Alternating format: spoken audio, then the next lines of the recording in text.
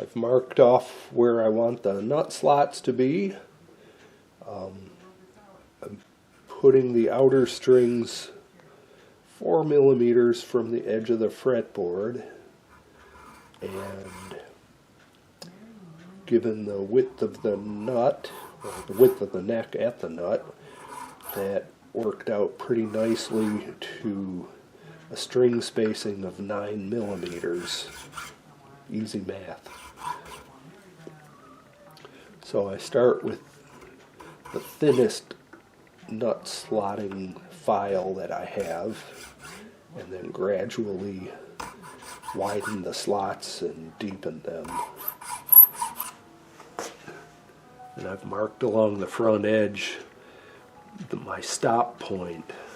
I don't want the nut slots to go any lower than that, or I'll get open string buzzes. So there it is, ready to be put on. I'll sand off the white paint. Any little refinements I have to do will be done right on the instrument, so I don't need the paint there anymore to see what I'm doing. I'm not going to glue the nut in yet, just in case there are some major changes to be made with it. But lay that in there and put some strings on. Okay, here go the strings. Pretty simple anchoring technique here. You just tie a couple of little knots, then feed the string into the bridge. And at the tuner end, I like to run the string through the tuner hole twice, just because it reduces slippage while it's initially tightening.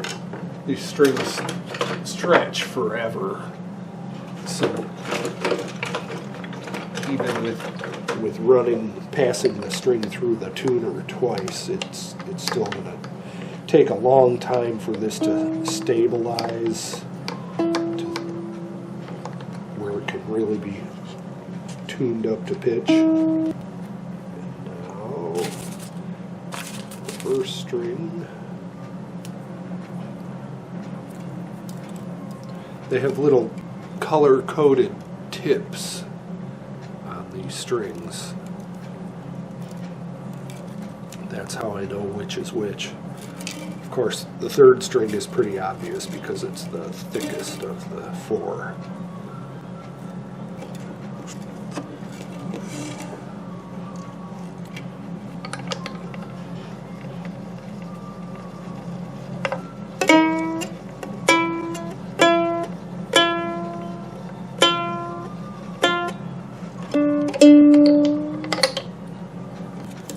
And I can see already that action's going to be a little bit high. I'm going to have to reduce the saddle and maybe deepen the nut slots a little bit too. But that's all I'm going to do on this right now. Like I said, I just want to wait a day or so to really let everything stretch and settle, and then I'll tune it up to pitch and get a good sense of how much really has to come off the nut or the saddle. I'm shaving the nut slots down so that if I push between the second and third fret, I have a gap at the first fret of 5/1000ths of an inch. This one is just about there. And once I get all four of the strings down to that level at the nut slot, then I'll go back and adjust the height of the saddle so that I have the action I'm looking for at the 12th fret, which is just a little under 3/32 of an inch.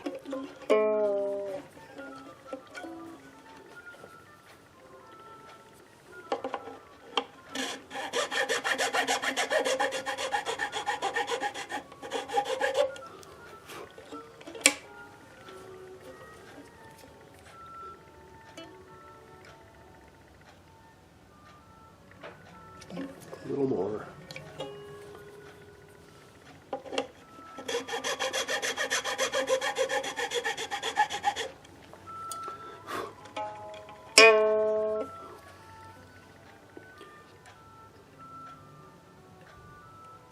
Okay. The fretboard's looking a little dry, so I'm just gonna put a few drops of teak oil on it.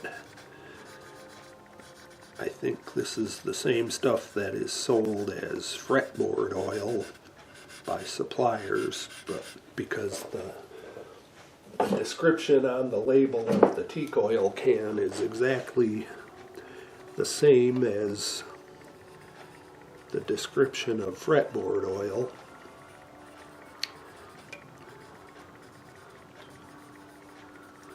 I don't often oil fretboards, but this one just looks a little bit dry. And of course most of my fretboards are ebony. This is Indian rosewood, and maybe the fact that it's not ebony is kind of biased my view of how it looks. But a little bit of oil won't hurt. You just have to be careful with fretboard oil. Some people get really carried away because it does make the fretboard look quite nice, but I've heard stories of frets actually falling out because there was so much oil on the fretboard that it softened the wood and the frets wouldn't stay in place.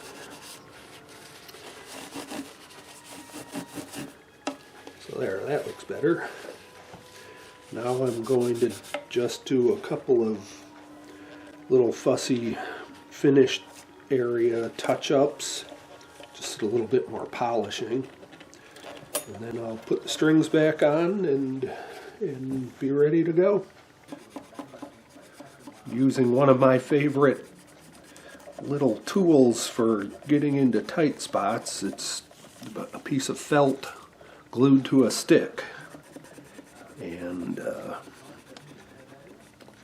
the felt gets into that corner quite nicely because it has some body to it, unlike a rag.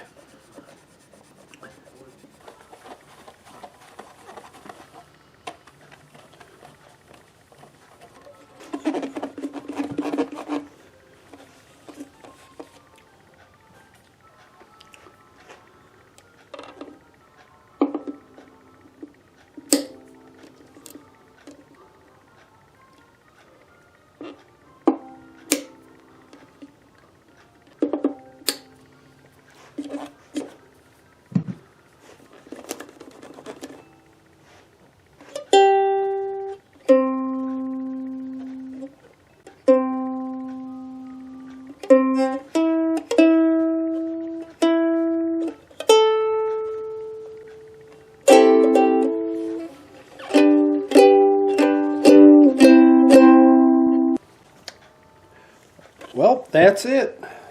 It's all done. Strings are still stretching a little bit just because I had them off for a while. But here it is, the finished Soprano Ukulele. Thanks very much for watching. I hope you enjoyed it, and see you next time.